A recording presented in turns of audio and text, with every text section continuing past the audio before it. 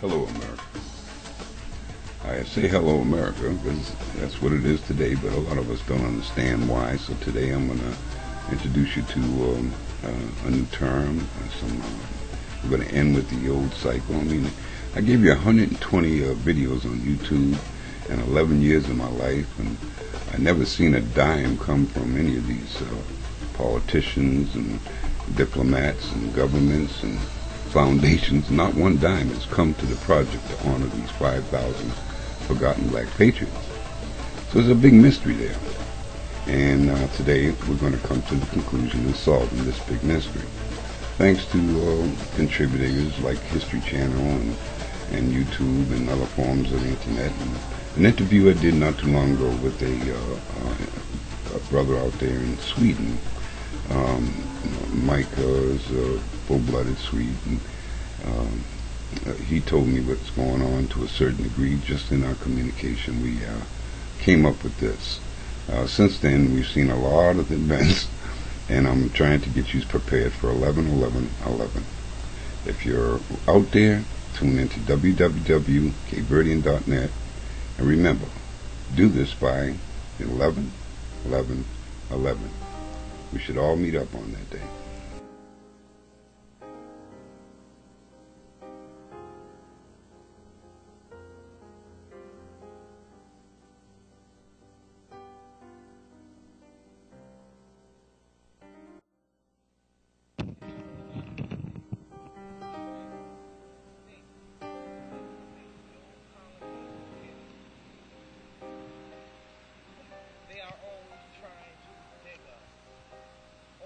Trying to dig either our essence or our grave.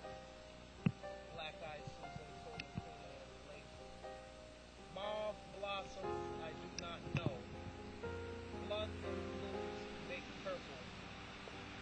Weathered gray granite. Fine grassless rain.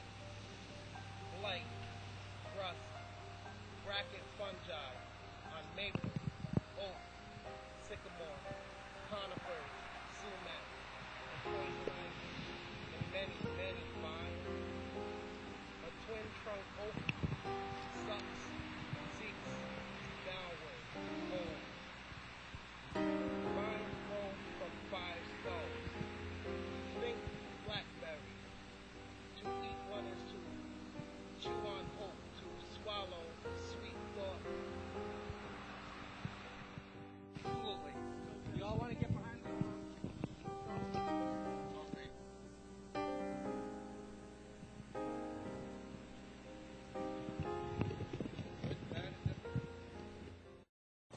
Hello everyone, it's Dan from Press for Truth, and I thought I'd make a little video today just to show you my collection of Illuminati archives, rare documents, rare books, and just information on the New World Order in general. So I've laid out a few things here that I'll show you. And I'll start with this one. This is a Niles Weekly Register from November 28th, 1829.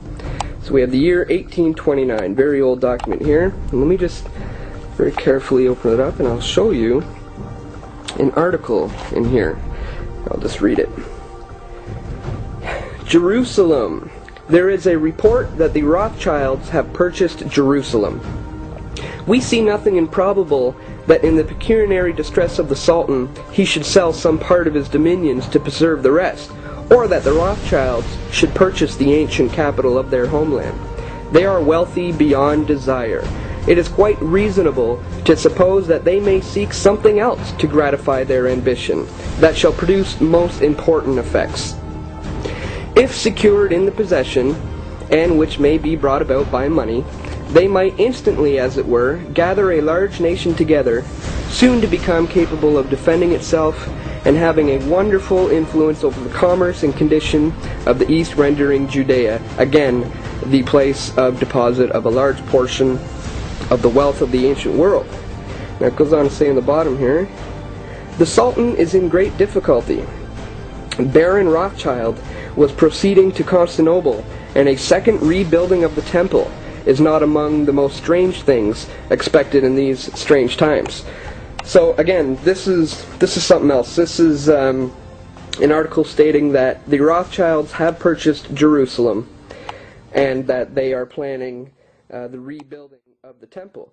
Now again, this is from 1829, a time when the press wasn't nearly as controlled as it is today, so they were able to get away with putting stuff like that out there. Another example of that, we have Harper's Weekly from September 22nd, 1894. If I can show you what I have here, this is something else here too. We have an article on the Bohemian Grove, the Bohemian Club of San Francisco. Very long article, and it goes on to say stuff like no other, a summer like no other, in fact.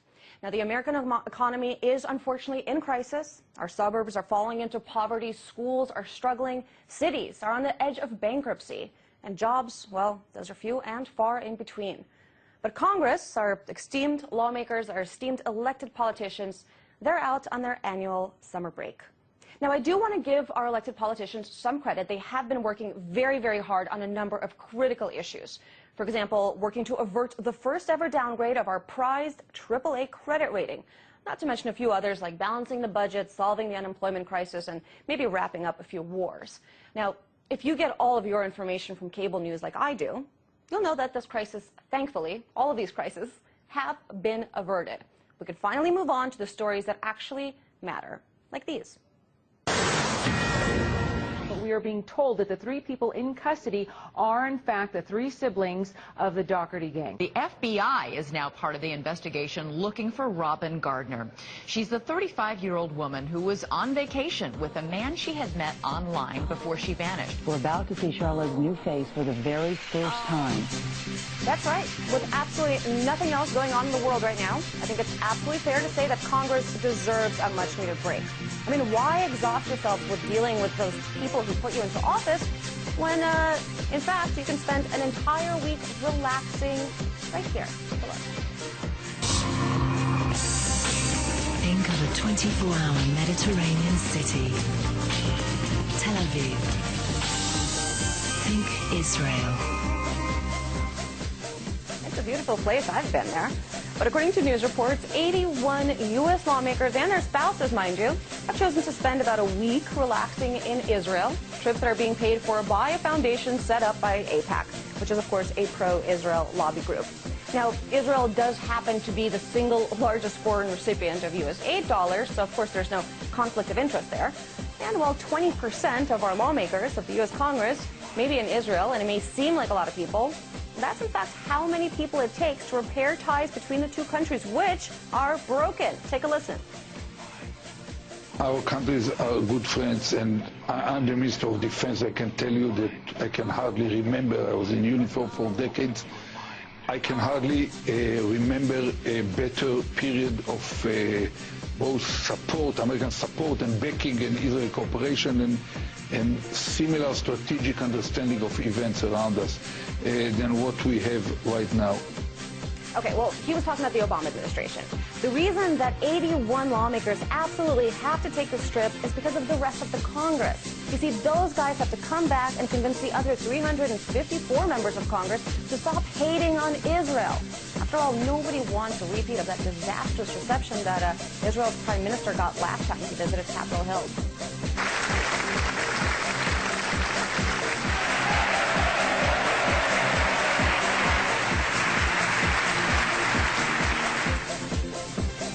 Like I said, in August like no other.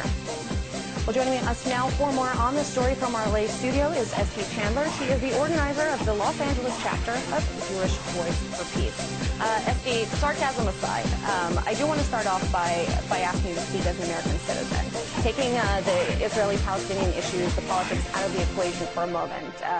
These shenanigans that we saw here in Congress, in fact, did help spark a major market sell-off, fears of a double-dip recession, and nearly a fifth of the American Congress is off to visit a single country whose population is less than that of New York City in terms of size. As a citizen, what's your reaction?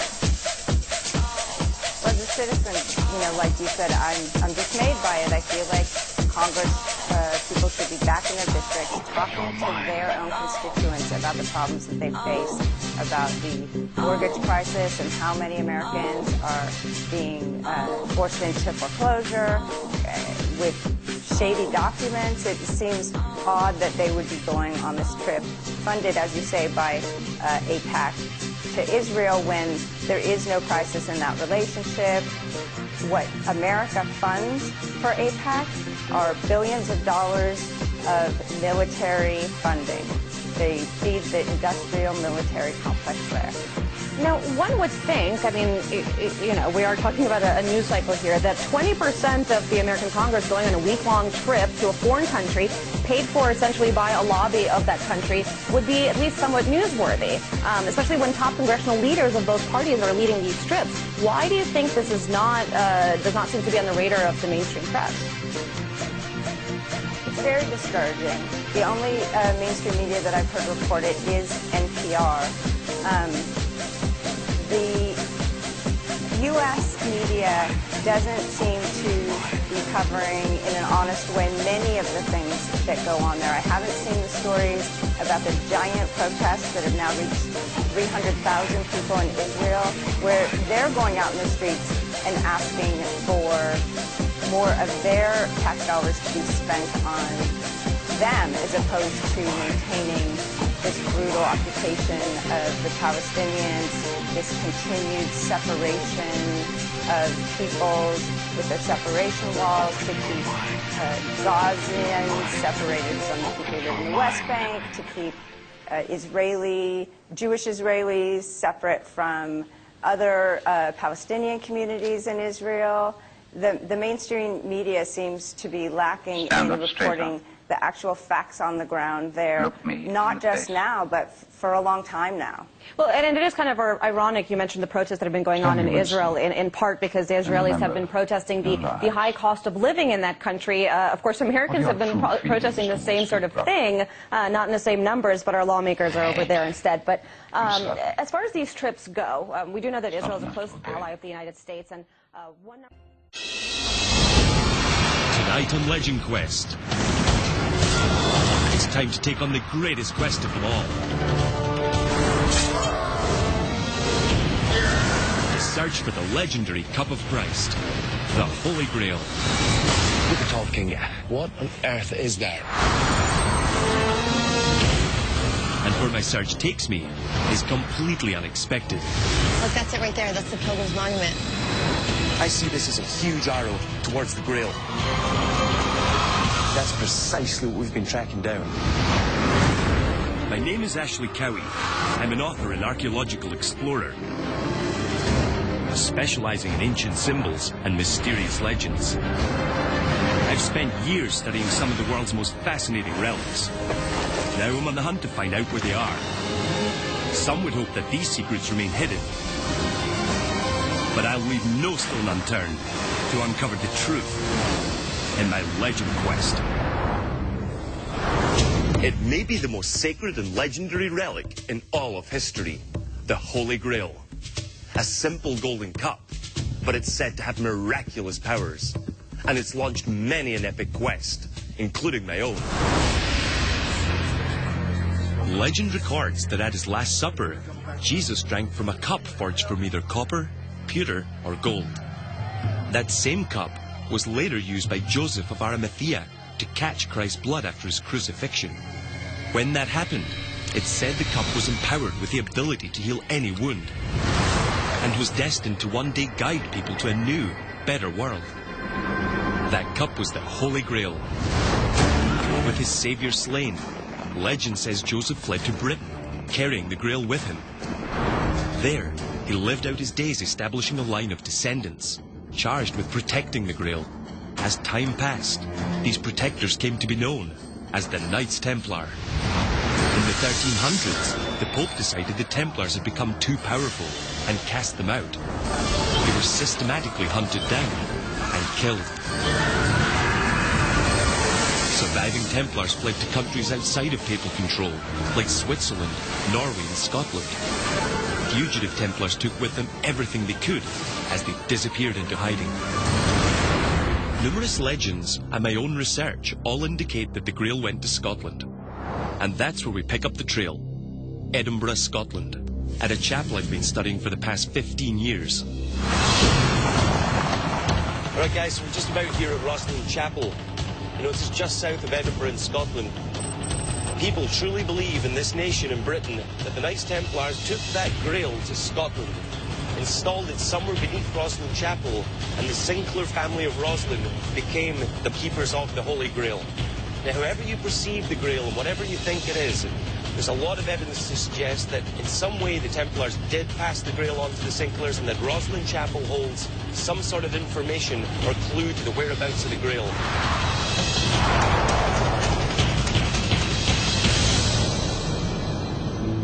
So here we are, King, of Roslin Chapel, the Grail Chapel as it's called. Roslin Chapel was recently thrust into the limelight as the location for the conclusion of the modern Grail Quest novel, The Da Vinci Code. But it's because of author Dan Brown's book that when we arrive, we can't get in. You can see yourself, it's surrounded by scaffolding and building workers. They're doing repairs there. When Dan Brown released the Da Vinci Code, so many Grail seekers travelled from around the world. The visitors that summer went up from 12,000 people to 198,000 people. They discovered the next year that the moisture coming off these visitors' breaths started to decompose the symbols, and inside today you can see that the sandstone started to fall in, literally falling into itself and crumbling away. So we can't get in here today. No one can get in there. In his book, Dan Brown concluded that the Holy Grail was not an object, but the female bloodline of Jesus, called the Sacred Feminine. But I believe that the Grail is real, a chalice that has been protected for 2,000 years, and that Roslin holds the key to finding it. It's called the Grail Chapel for a reason. Now, it's said that Henry de Sinclair, one of those ancestors of the builder of this church here, was a Knights Templar. Now, the theory is that he was bestowed with the Grail. The Grail was taken to Scotland. In 1446, when William Sinclair built Roslin Chapel, the Grail was said to have been taken here and kept by the Sinclair family here. Every brick holds a volume of knowledge. It truly is the perfect shrine for the Holy Grail. I've been working at this chapel for 15 years studying its secrets. Several years ago, while examining the symbols inside the chapel, I decoded a painting that provided the first real evidence of Roslin's connection to the medieval Templar. Templar Knight at Roslin Chapel. However, even more important than the painting itself is what it led me to. In the background of the painting, there's a staircase. That staircase leads to a crypt in Roslin. And it was in that crypt that I uncovered a secret that had been hidden for centuries. One that I believe is tied directly to the Holy Grail. So come on, we'll walk around here and I'm going to point out some key sort of parts of the church in relation to the Grail legends. Here it is, Kenga. What's this? This is the oldest part of Roslin Chapel. This is an 11th century window. This has been here since the 1000s. It's 1,000-year-old this was carved. But right in here is the crypt. What's in there? In here, on this wall, is a carving, which a lot of people assumed when it was first discovered was the outline for a mason to design one of the roof pinnacles. Our research has shown that's absolutely not what it is. It's a section of a medieval carved map. Roslin Chapel is known for its secrets, but this may be its greatest. If you look at this carving I found in the crypt, on the most simple level it looks like a cup, sitting on top of a tower or pedestal. My first clue that it might be a Grail map. But the details go deeper than that. The line down the centre could represent the sacred meridian, or the rose line, a line which many people know comes right through Roslin. The middle, horizontal line could be the equator. Once those two guidelines are established, the diamonds or lozenges mark up with lines of latitude, which go right through locations significant to the Sinclair family, who built Roslin and most likely this map. All this information allows me to position the carving on a map of the world, like this. Even though I can explain so many parts of the map, it still remains a mystery. the greatest of which is this star on the left edge of the cup. What is it? Why is it over here? Why a star? I believe the star is the key to unlocking all its secrets. To do that, I've enlisted my good friend and mentor, George Stewart, to help. He's the Grand Prior of the Knights Templar here in Scotland, and has access to history and knowledge about Rosslyn and the Templars that few others would. Maybe he can shed some light on this mysterious symbol. This map I've been obsessing about for 15 years. Yes. I think I've cracked it. I reckon this might be a map to the whereabouts of the Holy Grail. Oh, Ashley, that's quite a statement. We know that when you overlay this on a globe, 3 elements of the 4 in this map we can identify. The equator, we know this is the rose line. The 4 lozenges represent 4 world latitude lines. Right. This here is one of the only parts I can't define or pin down. This star right here. This is what I reckon holds the secret to the Grail. Right there, this star. I wanted to talk to you about that, and you said you knew something about that star that you could share with me. Right, you've considered the legend of the Knights Templar, that this could represent L'America. L'America? L'America. Star is called L'America. In Templar legend, they believed that there was a new world to be found, and L'America is named.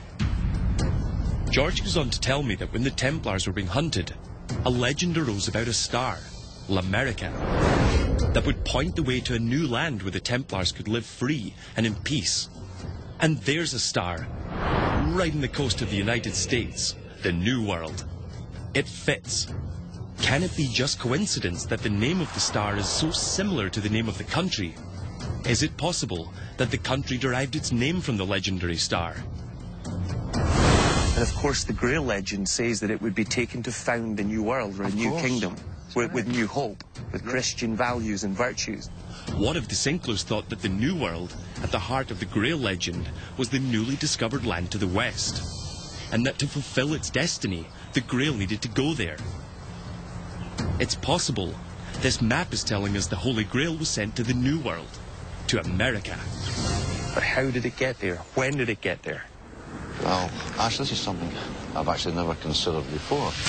Templars legend has been passed down over generations that a man, a gentleman called William Brewster, who was one of the Pilgrim Elders, came to Rosslyn Chapel between 3-4 weeks before the Mayflower set sail on its voyage to America. Came here? Came to Rosslyn Chapel. A Pilgrim Elder came here 3 weeks before setting sail for the New World. That was risky. The distance he would have had to travel to get back to the port from where the Pilgrims set sail would have put him in danger of missing the trip. It must have been something really important that brought him here. You know, we know that the Sinklers are the keepers of the Grail here. What if they passed that to the Pilgrim forefather who was here? To be taken to fulfill its destiny in the West. The establishment of the new kingdom. L'America. Let's just assume for a moment that this is the logical path that the Grail took, founded America. Look at the scale of that star. It's enormous. That would pretty much cover the entirety of the eastern seaboard of America. Where do we begin? Maybe the center of the star? Well, actually, let me add to your theory here. That star covers the entire east coast of America. But the Pilgrims landed somewhere specific. Provincetown, Massachusetts, right on the tip of Cape Cod. The Pilgrim Elder visiting here weeks before he set sail. Amazing. Sinklers passing the Grail to the Pilgrims and onwards to the new land, and to establish, most importantly, the destiny of the Grail. To the west, L'America. Yes. We're going to Massachusetts, to the place where the Pilgrims first set foot in the New World. I think we have to. Our quest for the Holy Grail began at Rosslyn Chapel in Scotland, where I had uncovered a carving, which I believe could be a map to the whereabouts of the Holy Grail. Combining the map with some ancient knowledge shared by a Grand Prior, we're following in the footsteps of Pilgrim Elder William Brewster on our way to the New World, the United States of America, to the place where the Pilgrims first landed Provincetown, Massachusetts, hoping to find evidence that the Grail came here with America's first settlers. We're on our way to investigate the Pilgrim Monument, the tallest granite structure in the United States. Look, that's it right there. That's the Pilgrims Monument. Built to commemorate the landing of the Pilgrims, it's hard to ignore its resemblance to the Roslyn crypt carving. Anything could have been chosen to mark this site. A ship, a statue, why a tower? Could be a coincidence, but it's worth investigating. We have to consider the possibility that the carving is not only a map, but also a representation of how the Grail may have been enshrined. Could the Grail be hidden at the top of this tower? We have to get up there.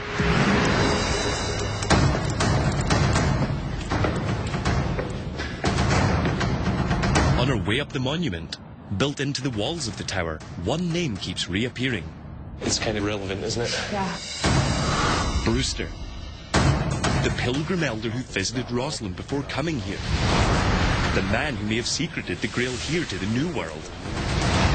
Could be the confirmation we're looking for. We have to get up to the top. It's colder as you go higher.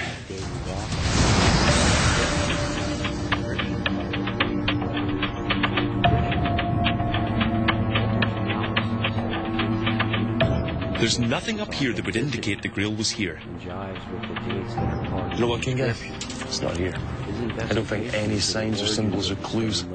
But looking out at this view, one can appreciate the monumental nature of what this structure represents. The beginnings of the United States of America. Think of the significance of this place. The Mayflower landed right there.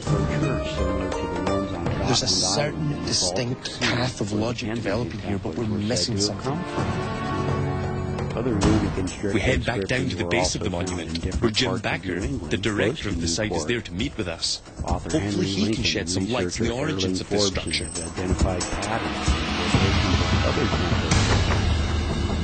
In 1906, President Theodore Roosevelt signed the bill through the Senate, which created this incredible tower.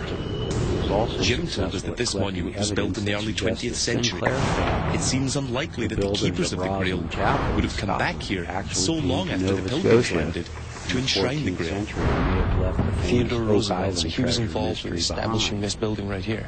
The Oak Island treasure, otherwise known as the He actually was very involved in the laying of the cornerstone in 1907. Wonderful Freemason ceremony here. Some Freemasons, under the direction of Theodore Roosevelt, laid the cornerstone here and had a ceremony. They were very involved in that ceremony. The Freemasons. This ties us back to the Sinclair family in Roslyn. The Freemasons, a secret order of builders, leaders and intellectuals, were originally founded by the Sinclairs of Roslyn. The Freemason symbol of the compass in the square illustrates not only their dedication to science and architecture, but also their fundamental pursuit of balance.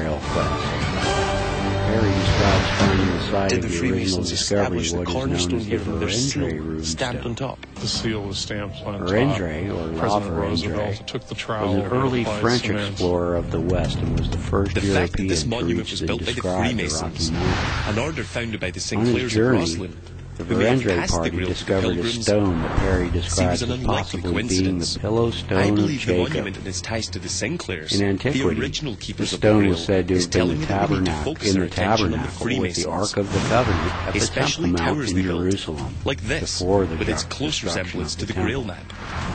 Many To keep it consider this safe, stone to they be would the have had to Holy install it Grail somewhere or long before this Philosopher's monument was Stone. built. And the first Freemason structure All in of the the U.S. historical lies at Bunker descriptions Hill. of the finding of the stone say So that it we're going was to Boston. discovered Yeah, atop I'm in a Boston. pillar. Leaving behind the site of the Pilgrim landing in America, we're on our way into Boston, following a trail of early Freemasons and structures they built.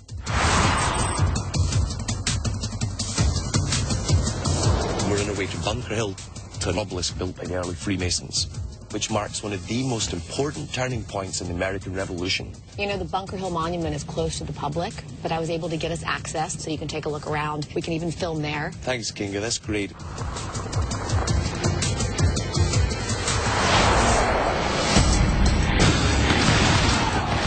Battle of Bunker Hill marked the beginnings of America's War of Independence. There seems to be a pattern establishing itself. The Pilgrim Monument marked the beginnings of America. The Bunker Hill Monument, the beginnings of America's independence. Both significant events in the growth of the new country. And just like in Provincetown, the structure has undeniable similarities to the Grail carving in Roslin. Before heading up, the ranger there offers his knowledge of the site.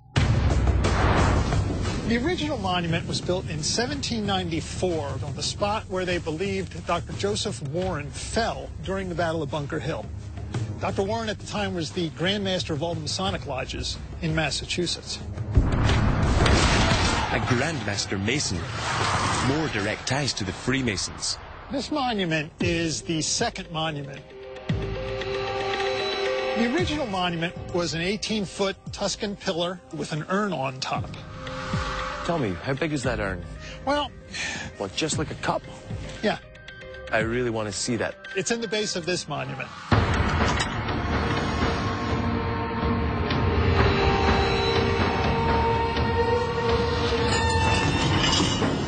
Look what's there, King Guy.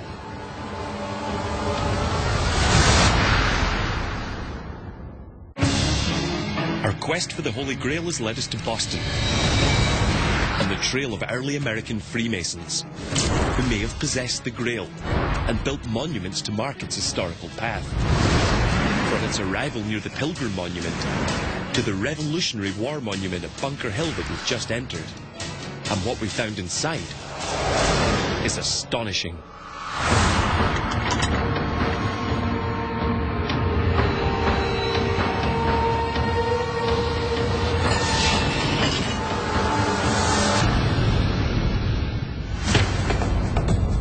That's a cup. It's a chalice cup. That's not an urn. That is distinctly a chalice. That's precisely what we've been tracking down, is the Grail itself. When we come in here to this building, and that's the first thing we're presented with. Another Freemason structure, bearing a remarkable likeness to the Roslin carving. This one even has a flame on top of it. Can you see it with the flame on top, representing enlightenment and the passing of knowledge?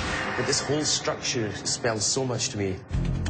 Well, Freemasons' architectural designs are all based on the principles we take to Solomon's Temple.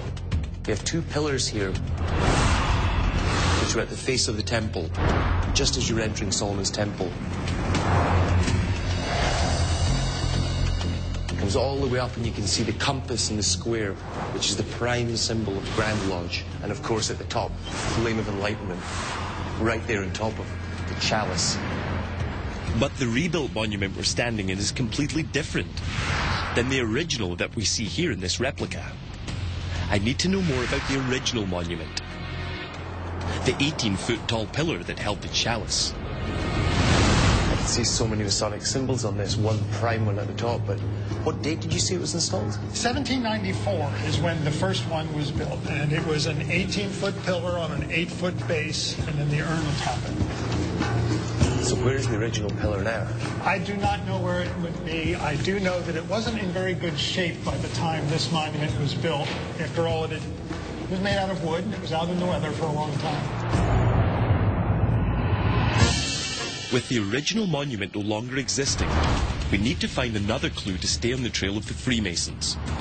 I believe the original monument with its grail-shaped urn may have housed the Holy Chalice, and that the second monument, the 221-foot granite obelisk erected between 1827 and 1843 that we are currently standing in, is some kind of marker or clue as to where the Grail may have been taken next. I've contacted my colleague Elizabeth Lane, with close ties to the Sinclairs of Roslin Chapel and an expert on American Freemasonry, to help narrow down my search. So we've got new information that William Brewster, one of the founding fathers of America, one of the Pilgrims, actually visited Roslin a month before he set sail to America. So my theory is that he's travelled from Roslin in the Mayflower to Plymouth, Massachusetts. From there, we found clues that pointed us to here, to Bunker Hill. So it seems that the destiny of the Grail and the Freemasons are intricately entwined. Can you tell me anything about the Freemasons in the US that might help me? Well, the Freemasons are at the heart of the founding of this country. Of the founding fathers, the majority of them were Freemasons, and the signers of the Declaration also. Many, many of them, many very important people, like George Washington, Thomas Jefferson, Ben Franklin. They were all Freemasons. And Washington, of course, incorporates many symbols of Freemasonry. So the Pilgrims landed, and a Freemasonic monument was erected later to mark the original site of the Grail arrival. As history evolved, the power base moved over here to one of the most important and significant points in the Wars of Independence. The Grail may have naturally been taken here to mark that change in history, and then to Washington, to the modern-day power base. The clues are now coming together. The Masons were inspired by Solomon's Temple and the spiritual power of the two pillars that marked its entrance. After the Bunker Hill granite obelisk was built to replace the original wooden monument, the Masons began work on a second obelisk in Washington, possibly to represent the second giant pillar from Solomon's Temple. But this second obelisk was more than just a giant pillar representing one part of a doorway. In fact, it's the tallest stone structure in the world. Of course, the Washington Monument, of course. The largest obelisk in the world? Yes. The Washington Monument. It makes absolute sense. Thank you for your time. We're going to go to Washington, D.C. to explore the Washington Monument in search of the Holy Grail. On our way to the monument, there's no denying the Freemasonic presence in the Capitol. It's written all over the architecture, including the heart of America's political power structure. The White House. This is it. Forget what it represents, but look at what it is. Look at the windows. You have arches, triangles. These are Masonic architectural styles. And to the layman walking by, he just sees the White House and thinks about the presidency. He sees it as a seat of power. But to a Freemason, he sees symbols, knowledge. He sees ancient wisdom. And it's everywhere we look, in the ground plans and in the architecture of every building we see. Let's move on. The Washington Monument. The tallest building by law. Possibly the tallest Masonic structure in the world. It's impressive. What do you think? It does to me what it's meant to do. It takes me to a place of silence, contemplation.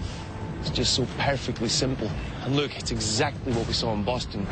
It's a classic Masonic structure. And look around. It's the highest point in Washington. It casts its shadow over most of the city throughout different times of the day. I need to get inside there and see if I can get up and have a look. I'll be back shortly. We were refused a permit to film our search inside the monument. But that's not going to stop me from searching by myself. I head alone into the tallest stone structure in the world, hoping to uncover any signs of the Grail's presence.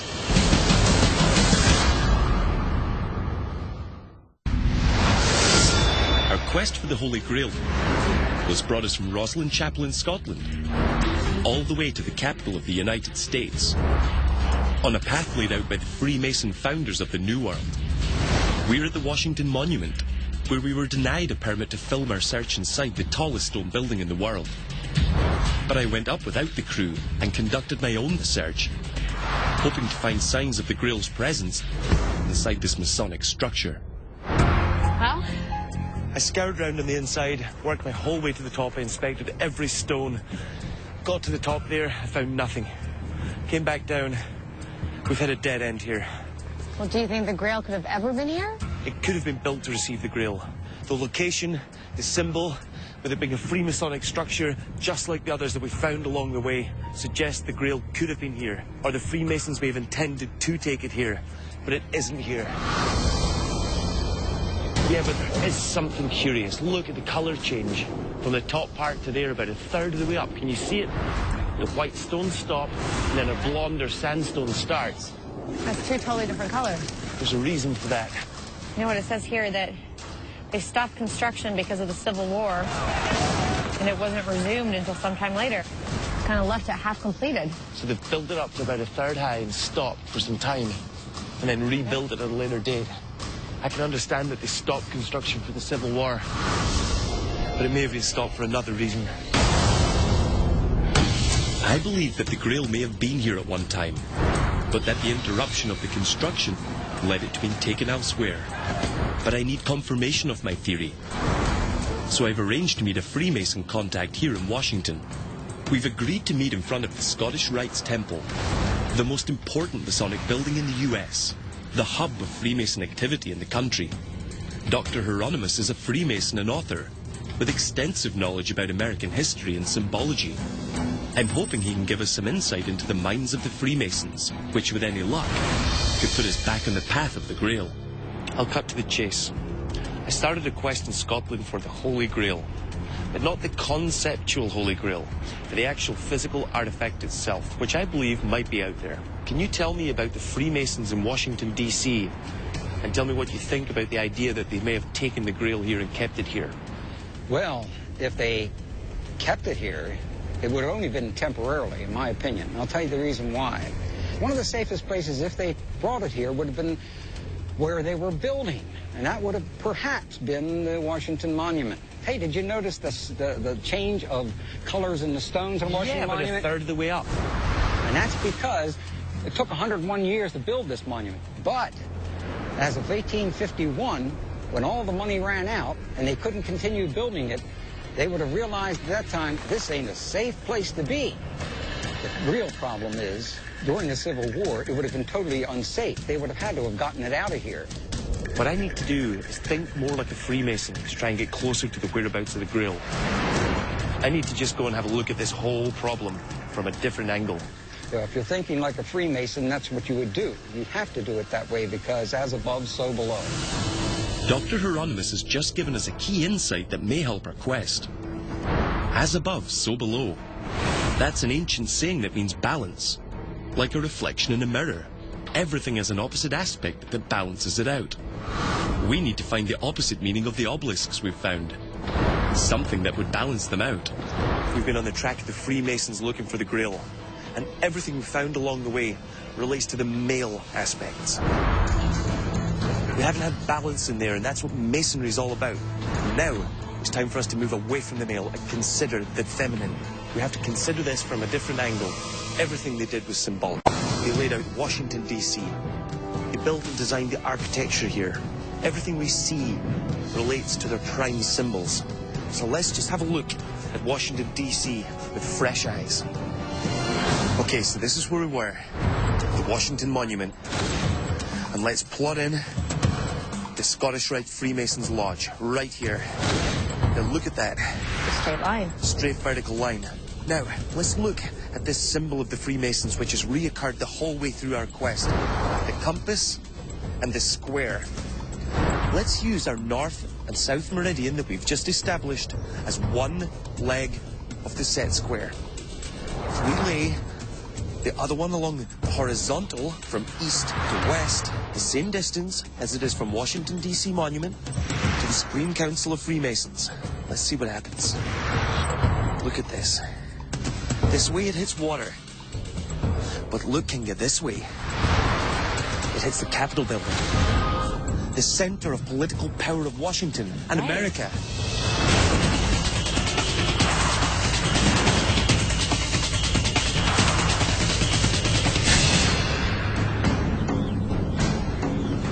You know, we plotted that alignment from the Washington Monument to the Capitol building right here.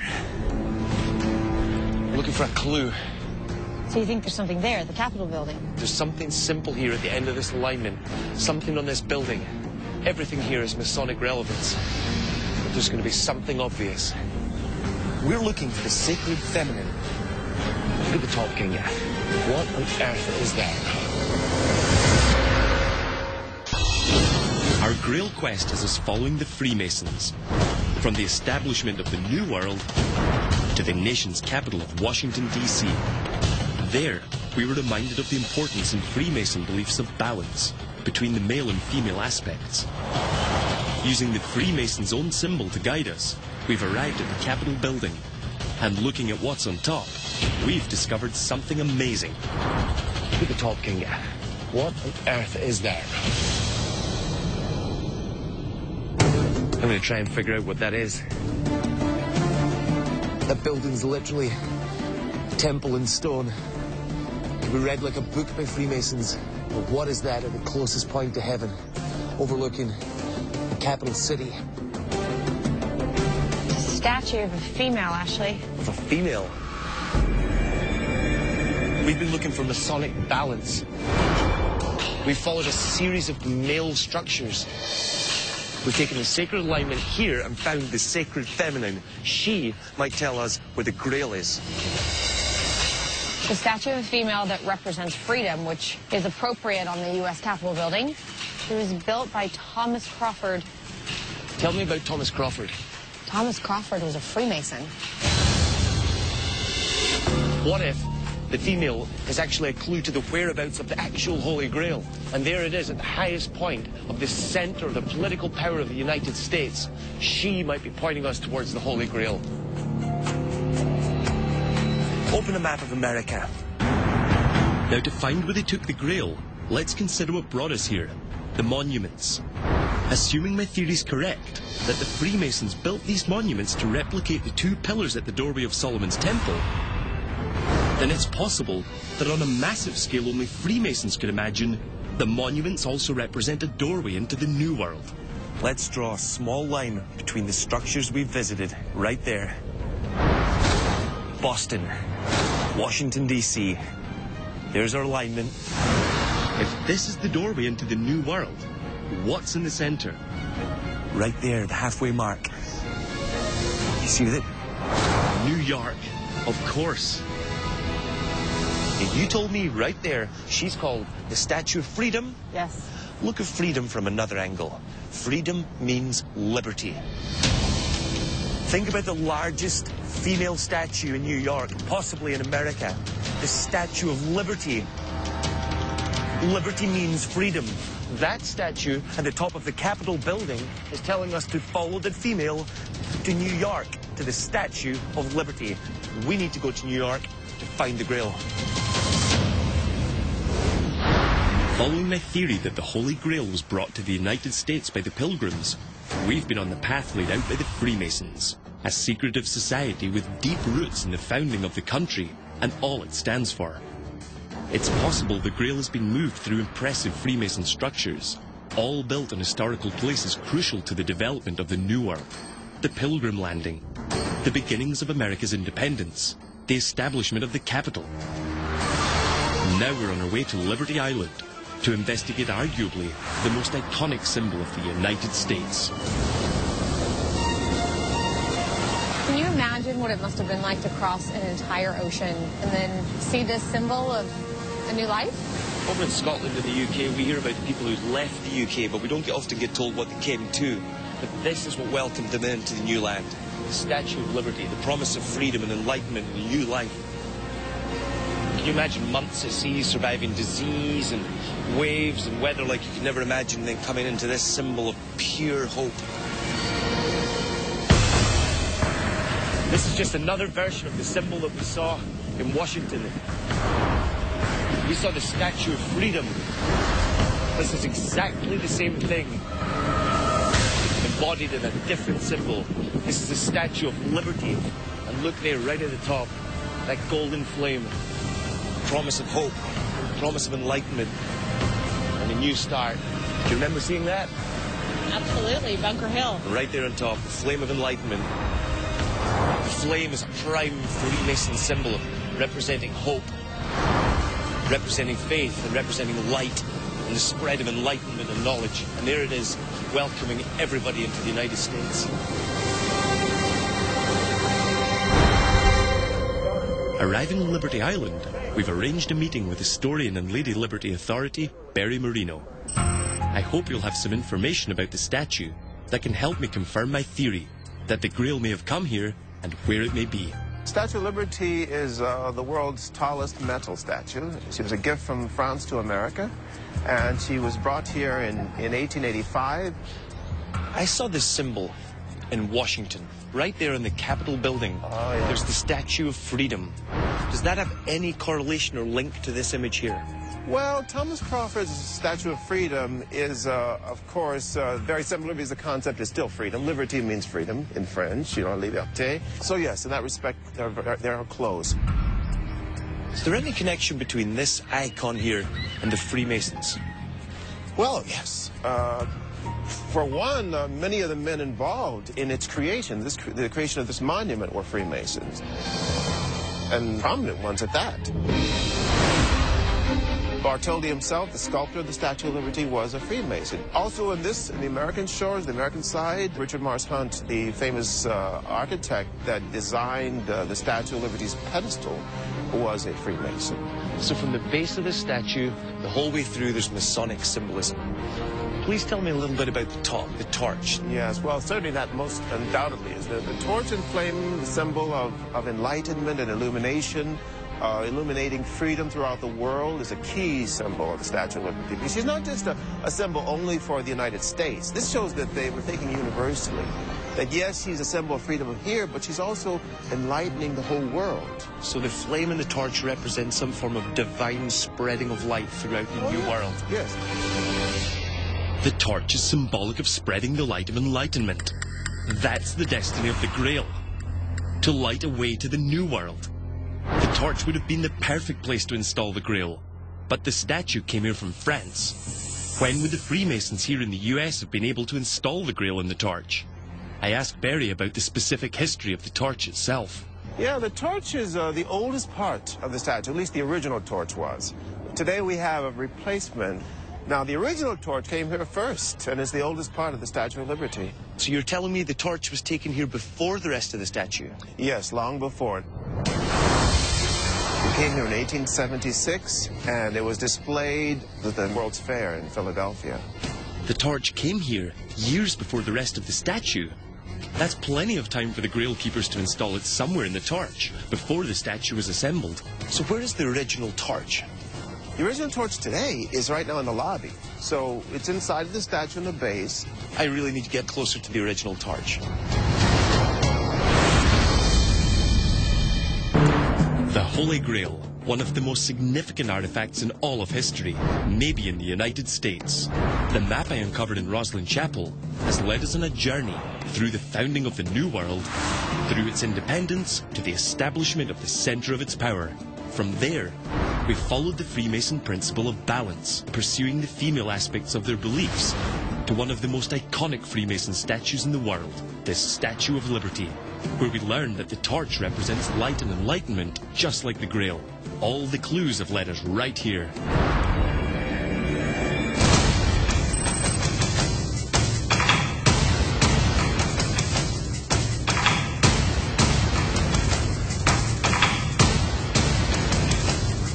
Look at this, Kinga. Look at what's in front of us. This was the highest point of the Statue of Liberty.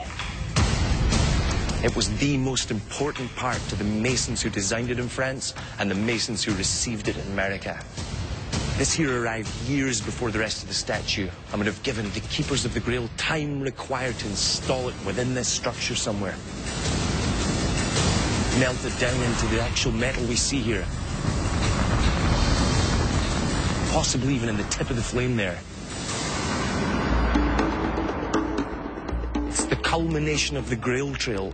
Everything we've followed, it leads us to here. It's the perfect physical home for the Holy Grail. It's fulfilled its final destiny in the new land in the West. And indeed, that cup has been carted across America, used to stamp the most important moments of American history. Possibly came from the Knights Templar, enshrined in Roslyn Chapel and passed to William Brewster, taken by the Pilgrims to Provincetown, onwards to Bunker Hill to mark the beginnings of American independence, taken onwards to Washington to the obelisk there, following the path of the Freemasons right here to the Statue of Liberty, where today it still burns and spreads its light across the nation of America and welcoming in everybody to the newfound land, the spreading of light, of ancient wisdom, of knowledge, and essentially everything Freemasonry and America stands for, freedom.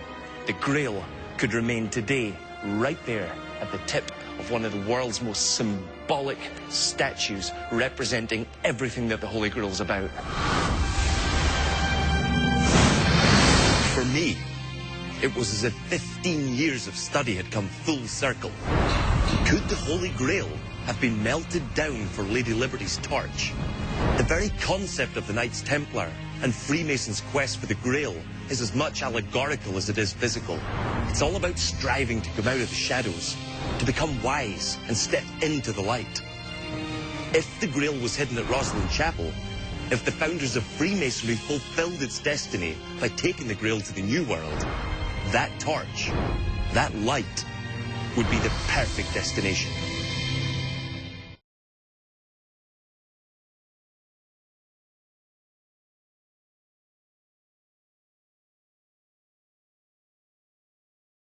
Templar church architecture on the island of Bornholm. New research in its beginning phases may ultimately prove that Newport Tower originally had an ambulatory. Circular patterns of red discoloration in the clay were recently uncovered and could be a telltale sign pillars did once support such a structure.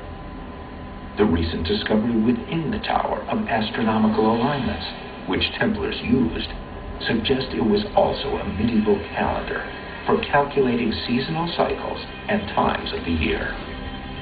Chances are the tower was built prior to 1500 because with the invention of the printing press, you had almanacs, which go back millennia to ancient times, but you had them in printed form.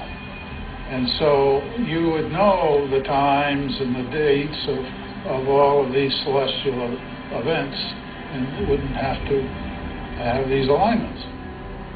Another very compelling piece of evidence that's absolutely consistent with Templar Cistercian origin for this tower is what I call the keystone illumination.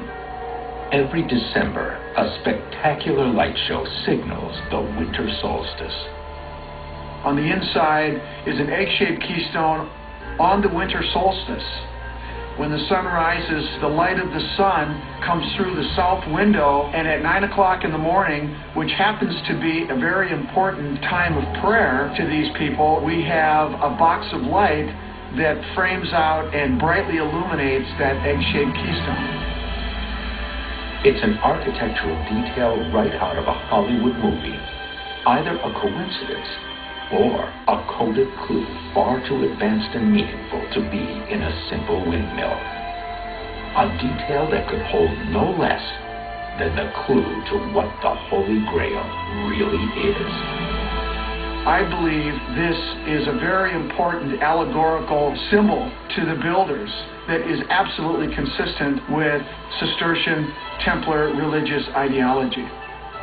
Wolter's theory is that the egg-shaped keystone is a symbol for the sacred feminine, a symbol for a Templar ideology centered around a female goddess, and a belief that may have contributed to their killings at the hands of the church.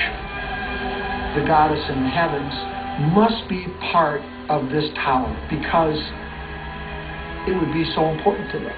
I think the astronomy is very much a part of it. What it means and what kind of evidence it presents, I don't know. While the keystone illumination on the winter solstice is remarkable, something else about the keystone is astonishing. It's one of a set of keystones, back to back, in the west-northwest archway that could be part of one almost unbelievable long-range alignment. When you plot a line from the center of the tower